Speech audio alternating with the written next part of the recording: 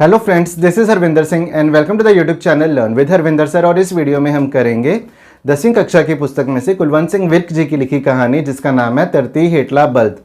दोस्तों, इस बात का ध्यान रखें कि ये Punjabi to Hindi translation video है जिसमें हमने इस कहानी को हिंदी में एक्सप्लेन किया है।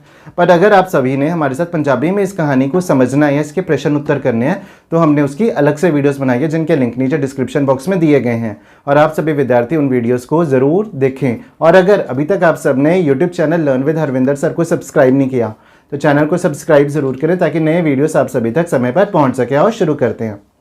तो दोस्तों, पहले ये माना जाता था कि पूरी धरती का भार, पूरी धरती का वजन एक बल्द ने, एक बैल ने अपने सींगों पे उठाया हुआ है। और इस कहानी में किसने किस चीज़ का वजन, किस चीज़ का भार उठाया हुआ है और किसको धरती हेठला बल्द कहा गया है, वह हम देखेंगे। कहानी के शुरू में हम ये देखते हैं कि मान सिंह एक फौजी है जिसका फौज में रैंक है नायक का। वह टांगे में सवार है और अपने दोस्त करम सिंह के घर, उसके गांव ठट्ठी खारे जा रहा है। मान सिंह और करम सिंह दोनों ही बहुत पक्के दोस्त हैं, दोनों ही फौज में हैं और दोनों की ड्यूटी लगी थी बर्मा फ्रंट में। करम सिंह का रैंक था हौलदार, उसकी जीभ में बहुत रस था, वह बहुत मीठा बोलता था। और जब भी करम सिंह अपने पिंड आता था, अपने गांव आता था और कुएं पे नहाने जाता था, भीड़ इकट्ठी हो जाती थी। सर्दियों में भी आधी आधी रात तक भट्टी के द्वाले, भट्टी होते जहाँ आग सेकने के लिए लगाई होती है, उसके आसपास बैठ के करम सिंह से लोग बातें करते थे, बातें उसकी सुनते थे। और उसका निशाना भी बहुत तेज था। जंग में वर्ल्ड वॉर 2 में वो दूर लगे जापानी को भी मार गिराता था। और मान सिंह का पिंड है चूहरखाना जो कि बार के इलाके में है, और करम सिंह का पिंड है ठट्ठी खारा जो कि अमृतसर के नज़दीक है और माझे के इलाके में है। और दोनों पिंडों में, दोनों गाँव के बीच में जो डिस्टेंस है, जो फासला है, वह 50 कोह का है। तो आजकल जो डिस्टेंस है वह किलोमीटर में नापा जाता है, उससे पहले मीलों में नापा जाता था, उससे पहले कोहों में नापा जाता था। तो यहाँ जो डिस्टेंस है वह कोहों में नापा गया। अब जंग का समय चल रहा था, वर्ल्ड वॉर 2 चल रही थी और जंग के समय में फौजी को छुट्टी बहुत ही मुश्किल से मिलती है, बट मान सिंह को छुट्टी मिल गई। और जब मान सिंह के ट्रक में बैठा वापस जा रहा था तो करम सिंह ने मान सिंह को कहा था कि मेरे घर भी होता ना, जब मेरे पास से आए तुझे मेरे घर वाले देखेंगे तो उनकी आधी मुलाकात मुझसे हो जाएगी। अब जब तू मेरे पास आएगा, उनका हाल वाल देगा, मैं तुझसे मिलूंगा तो मेरी आधी मुलाकात हो जाएगी। और रास्ते में गुरुद्वारा साहब भी आते हैं, जैसे तरन तारण, खडूर साहब, गोविंदवाल साहब, वहाँ भी तू होता ही, वहाँ भी मत्था टेकता ही। और मैं अपने घर वालों को चिट्ठी में लिख दूंगा कि तू आ रहा है।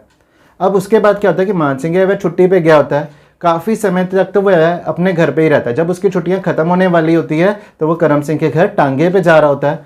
तो इसके बीच में क्या होता है, इसके बीच में करम सिंह है वह जंग में शहीद हो जाता है।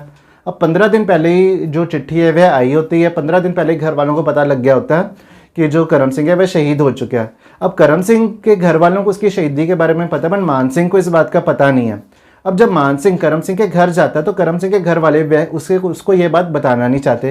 क्यों नहीं बताना चाहते? क्योंकि फौजी को छुट्टी बहुत ही प्यारी होती है ताकि उसकी छुट्टी खराब ना हो जाए। तो अब हम ये देखेंगे कि जब मान सिंह करम सिंह के घर जाता है तो करम सिंह के घर वाले इस बात को छुपाने में कामयाब हो पाते हैं या नहीं।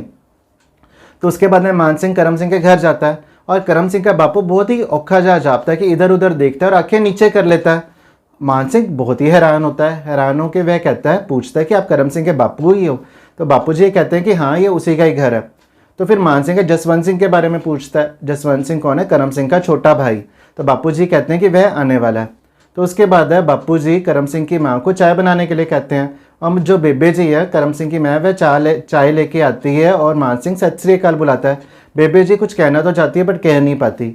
मान सिंह बहुत ही हैरान होता है। वह सोचता है कि ये मजैल किस तरह के आदमी है। मजैल कौन है? माझे के लोग। वह सोचता है कि माझे के लोग कैसे लोग हैं। फिर वह ये सोचता है कि वह आधी रात को रह के वापस मुड़ जाएगा। और उसके बाद रात को जसवंत सिंह रहता है तो कुछ बातें होती हैं। अब मान सिंह है वह करम सिंह की बातें करता है। कहता है कि बड़ी मशहूर है करम सिंह की गोली बर्मा की लड़ाई में। उसके घोड़ा दमाने की देर होती है और आँख फेरते ही, मीन्स की पलक झपकते ही जो जापानी है वह गिर जाता है। उसका निशाना बहुत तेज़ है। पर बाद में वह कहता है कि करम सिंह सुबह उठने में बहुत आलस करता है, सबसे लेट उठता है। अब मान सिंह अपने मित्र करम सिंह की और भी बातें करना चाहता है, पर करम सिंह के घर वालों से उसे कोई भी रिस्पॉन्स नहीं मिल रहा होता। रात को रोटी आती है तो जसवंत सिंह है उसको पक्का झेल रहा होता है कि ऐसे रोटी खा रहा है मान सिंह, और जसवंत सिंह है वह ऐसे पक्का झेल रहा है। तो उसके बाद क्या होता है, करम सिंह का बेटा आता है, छोटा बेटा आता है। अब मान सिंह है वह उसे अपनी गोदी में ले लेता है और पूछता है कि तूने अपने पिताजी के पास जाना है, बहुत बारिश होती है वहाँ पर। तो करम सिंह के जो पिताजी हैं उनको ये बात बहुत चुभती है और वह बेबे जी को कहते हैं कि इस लड़के को उठा ले, रोटी तो खा लेने दो आराम से। और जो बेबे जी है उसके लड़के को, मुंडे को ले जाते हैं। और उसके बाद है मान सिंह को वैसे ही अच्छा नहीं लग रहा अब, क्योंकि कोई उससे अच्छे से बात नहीं कर रहा है। अब उसका वहाँ सांस लेने भी उसके लिए मुश्किल हो गई और उसका जल्दी वापस जाने का मन करता है। वह पूछता है कि तरन तारण कितनी दूर है। बापूजी कहते हैं कि 4 कोह की दूरी में, कि 4 कोह दूर है और जसवंत सिंह भी जाएगा तेरे साथ। तो अगले दिन क्या होता है, जसवंत सिंह और मान सिंह है वह तरन तारण जा रहे होते हैं और रास्ते में जसवंत सिंह भी चुप रहता है। और रात को मीन्स कि रास्ते में जो भी जसवंत सिंह से मिलता है तो जसवंत सिंह दूर से ही फतेह बुला के आगे निकल जाता है। बट जो मान सिंह है वह बाकी लोगों से भी अपने दोस्त करम सिंह की बातें करना चाहता है। और उसके बाद वह पूछता है जसवंत सिंह से कि तू फौज में क्यों नहीं गया। तो जसवंत सिंह कहता है एक ही बहुत है फौज में। अब क्या होता है, उसके बाद वह वापस आ जाते हैं घर। तो जो मान सिंह है अकेला ही डेओडी में बैठा होता है। डेओडी का मतलब है कि एंट्रेंस वाली जगह पे बैठा होता है।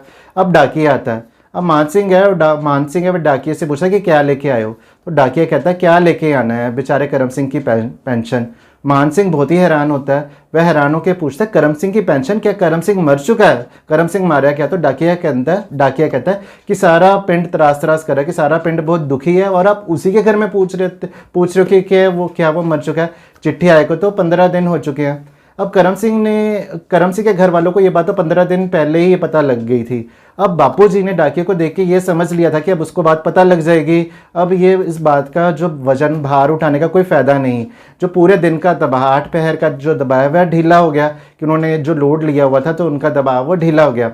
अब उसके बाद क्या होता है, मान सिंह और बापूजी बहुत ही रोते हैं। और मान सिंह बापूजी से पूछता है कि तो आपने मुझे पहले ये बात क्यों नहीं बताई। तो बापूजी कहते ताकि तेरी छुट्टी खराब ना हो जाए, क्योंकि फौजी को छुट्टी बहुत प्यारी होती है। जितनी करम सिंह को छुट्टी प्यारी थी तुझे भी उतनी होगी, शायद उससे भी ज़्यादा ही हो। तो उसके बाद बापूजी कहते हैं कि हम इस बात को छुपाने में कामयाब ना हो सके। अब जो है वापस जाते वक्त मान सिंह यह देखता है कि पिंड में कई किले कोट उसारे गए होते हैं, कई जगह मड़ियाँ और समाधि बनी होती हैं। वह पुरानी पीढ़ी के लोगों की ताकत और उनके लड़ने मरने की कहानियाँ वह सुनाती हैं। और मान सिंह ने यह सुना हुआ था कि धरती के नीचे एक बल्द है, एक तौल है, जिसने अपने सिंगों में पूरी धरती का भार है वह उठाया हुआ है, पूरी धरती का वजन उठाया हुआ है। अब मान सिंह को करम सिंह का बापू भी वह बल्द लग रहा था, जो पहले ही वजन के नीचे दबा हुआ है। किस घर के भार के नीचे दबा हुआ है, अपने पुत्र के मौत के दुख के भार के नीचे दबा हुआ है। पर वह और भी भार उठाने को तैयार है। कौन सा भार, मान सिंह से बात छुपाने का भार, ताकि मान सिंह की जो छुट्टी है वह खराब ना हो जाए। तो इसलिए जो मान सिंह है उसको करम सिंह का बापू है वह धरती हेठला बल्द है, वह जापता, उसको लगता है कि वह धरती हेठला बल्द के समान है। तो वही हमारी कहानी का नाम है, धरती हेठला बल्द।